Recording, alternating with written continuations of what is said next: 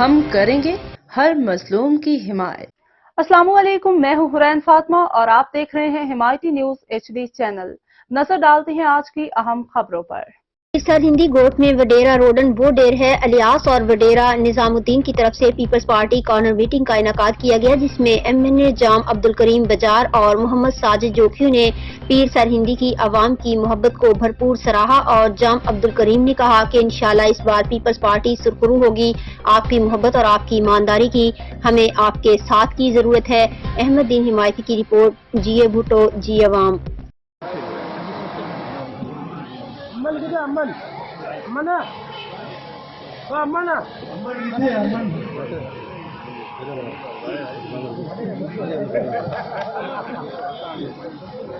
वजह निजाम वो स्टेज पे थे वजह रोजी अगर किसी आए तो वो भी स्टेज पे थे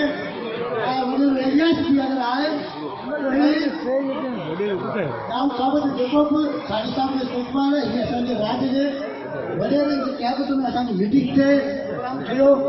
उन्हें असाब सा असा जो राज सरकार पर पुलन सा घटे